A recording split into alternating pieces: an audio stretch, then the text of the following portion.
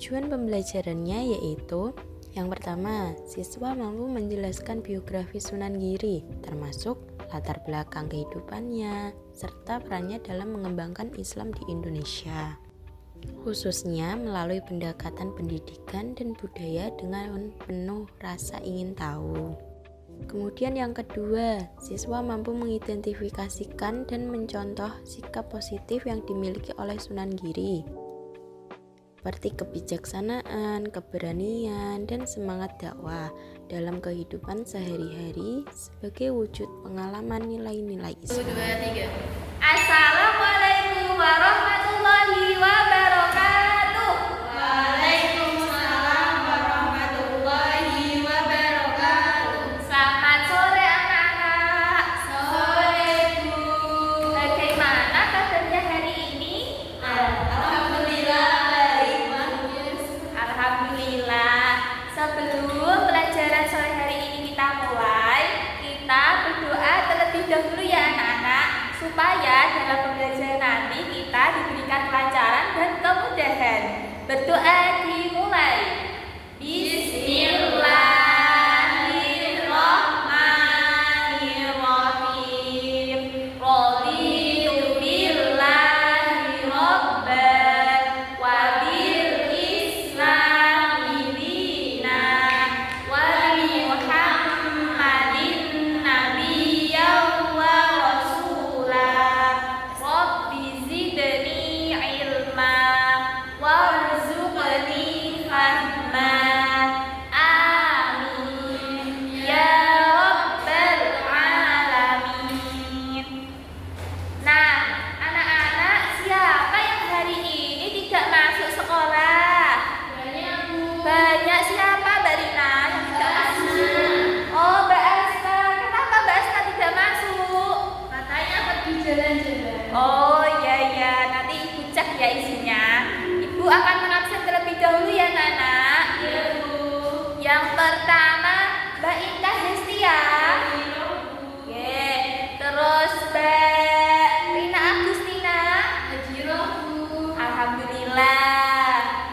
Nah, siapa yang kemarin masih ingat pelajaran SKI kemarin tentang apa anak-anak? Tentang Sunan Gresik. Iya. Nama lengkapnya Sunan Gresik siapa, Mbak Rina? Raden Maulana Malik Ibrahim. Terus lahir Sunan Gresik lahir di mana lahirnya? Di luar Indonesia. Iya, di luar Indonesianya itu di Samarkand, Asia Tengah. Dan wafat beliau itu di Asia Tengah pada tanggal 12 Rabiul Awal tahun 822 Hijriah atau 19 April 1489 Masehi. Nah, itu materi yang Ibu terangkan minggu kemarin ya anak-anak.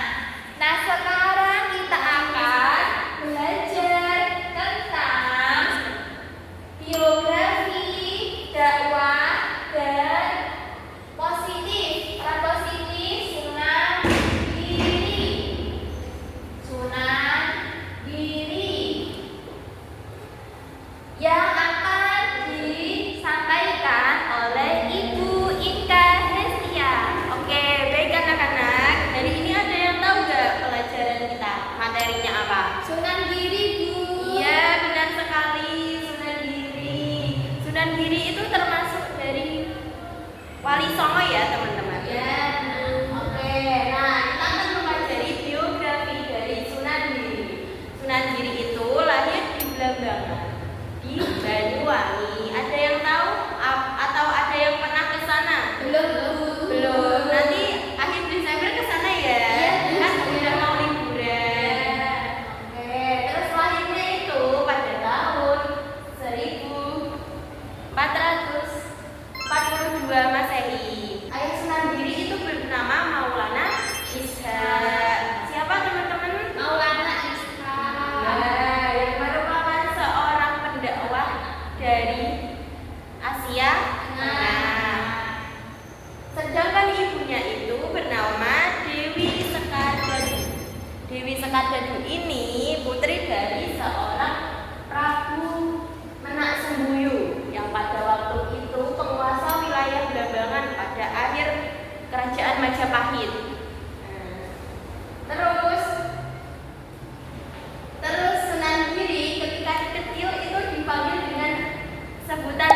Paku atau Muhammad Ainul Yakin.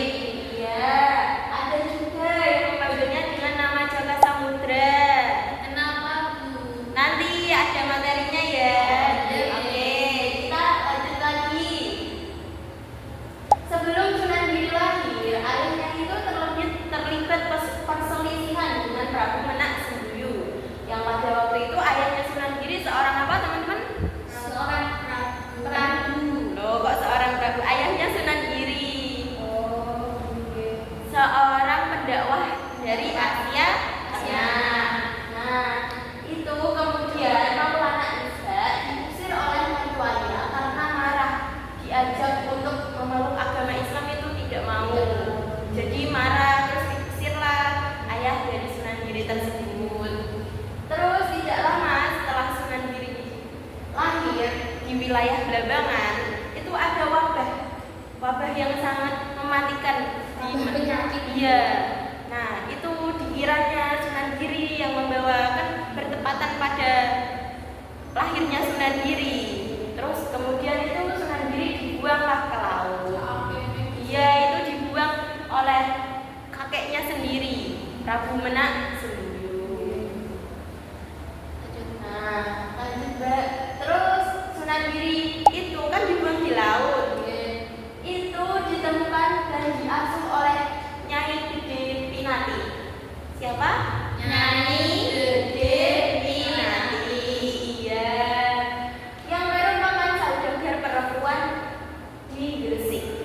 Terus Sunan Giri itu dinamailah Jaka Samudra karena dibuangnya di laut dan ditemukannya di laut. Iya. Gitu ceritanya kenapa kok dipanggil Jaka Samudra. Terus waktu usia 7 tahun Jaka Samudra ini dititipkan di pesantren. Pesantrennya itu namanya Ampel Benta. Udah tahu gak pesantren Ampel Benta itu yang punya siapa? Sunan Ampel. Iya, benar sekali, Sunan Ampel. Lalu Sunan Ampel merubah namanya menjadi Raden Paku.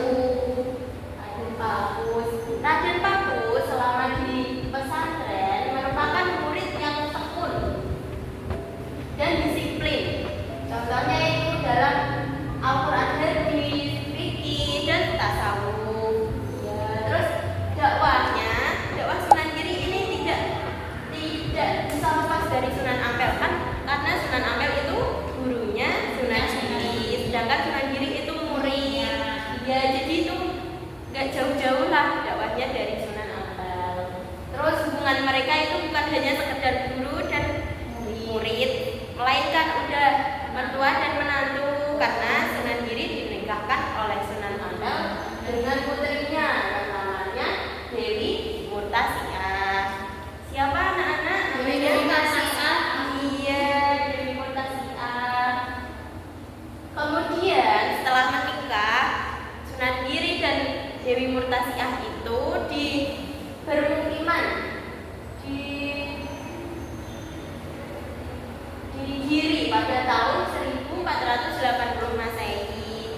Nah, waktu itu Sunan Giri kemudian membangun pesantren sendiri sebagai pusat pendidikan agama Islam dan pemerintahan. Pesantren tersebut bernama Giri Ada yang tahu? Kedaton. Ya, Mbak Rina? Giri Kedaton. Ya, namanya itu Giri Kedaton. Oke, terus Sunan Giri kemudian mendapatkan gelar baru, yakni Prabu Satmata, karena beberapa tahun udah membangun pondok, dan pondok itu berhasil mencapai tahun jayanya. Terus kemudian Sunan Giri mendapatkan gelar baru yang namanya Prabu Satmata. Ya, itu. Terus Sunan Giri wafat di Gresik pada awal abad 15. Lalu dimakamkan di sebuah bukit di Dusun Kedaton, Desa Giri, Gajah, Kabupaten Gresik.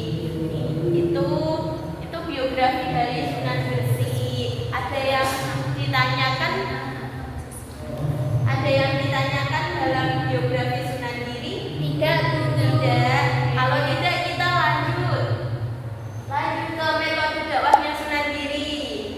Nah, metodenya ini ada 4. Yang pertama, seni tradisional Jawa seperti jamuran, terus jor, gula gali, terus wajah bulan dan jublak suwung. Ada yang pernah main jublak suwung? Tidak, Bu, tapi pernah mendengarkan lagunya. Nah, iya, itu salah satu metode dakwahnya Sunan Giri ya. Ingat-ingat ya. Bu. Terus yang kedua itu seni pertunjukan. Pertunjukannya seperti apa? Seperti wayang, terus nanti dimasukkanlah nilai-nilai agama dalam pertunjukan tersebut. Iya.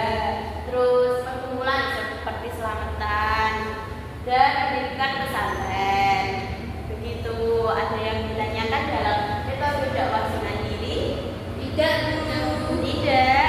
Oke, sekarang kita lanjut ya. Oke.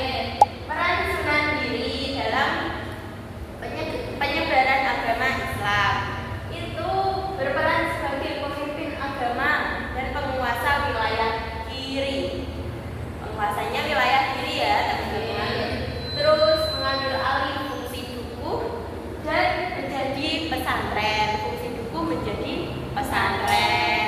Yang ketiga, mengembangkan pendidikan terbuka bagi masyarakat. Terus memanfaatkan seni pertunjukan sebagai media dakwah. Udah pada hafal apa? Udah mengingat? Ingat, Kalau hafal udah? belum hafal tapi ingat. Oke. Ya, peran Sunan Giri ada berapa tadi? Ada 4. Metodenya ada berapa? Ada 4. Iya, benar sekali. Nah, kalau tidak ada pertanyaan dari metode dakwah Sunan Giri, akan dilanjutkan materi Burina yang materinya itu sikap positif dari Sunan Giri. Gimana anak-anak, masih semangat? Sudah tidak, Bu. Kenapa? Sudah ngantuk. Ngantuk. Kita stretching dulu ya biar Iya, lebih iya, semangat. iya. Stretchingnya kita tunggu semangat aja deh. Oke. Kita lakukan bersama-sama ya. Oke. 1, 2, 3. Tepuk semangat.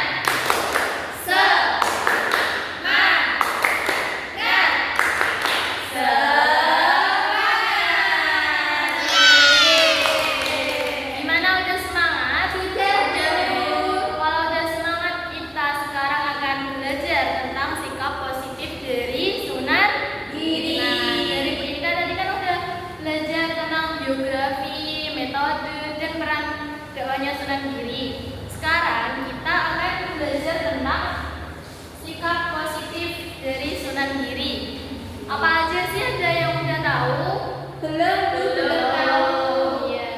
Sekarang Ibu tuliskan saja ya biar mudah diingat. Iya.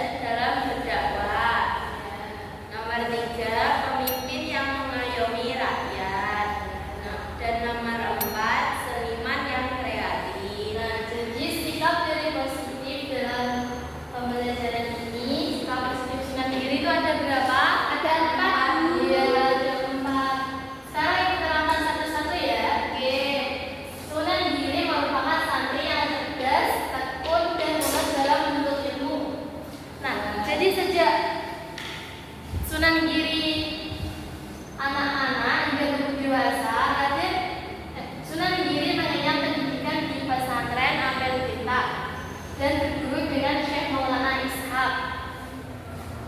Ayahnya saat singgah di Malaka Aceh, kecerdasannya diakui Sunan Ampel sehingga diberikan gelar Raden Ainul Yakin. Nah, yang kedua yaitu toleran dan bijak dalam berdakwah. Yaitu dalam melaksanakan dakwahnya, Sunan Giri terkadang mendatangi masyarakat ke rumahnya.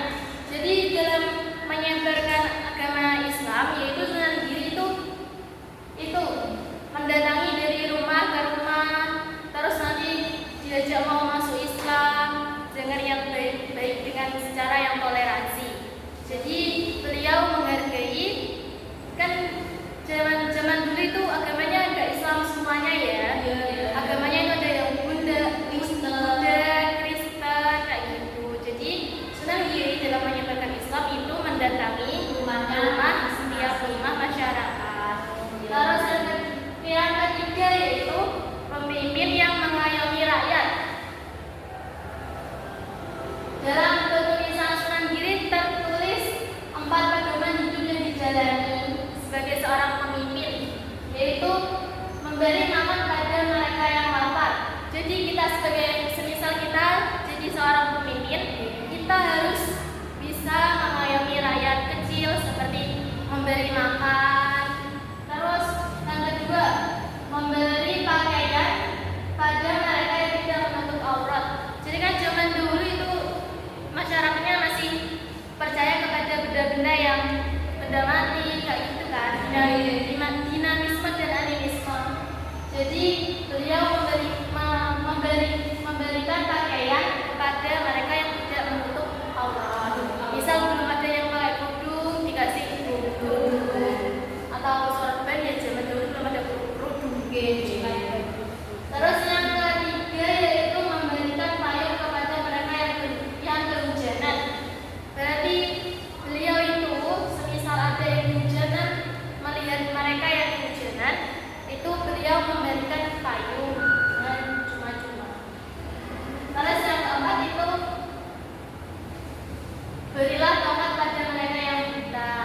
Nah, kalau orang buta kan pasti jalannya itu meraba-raba kan.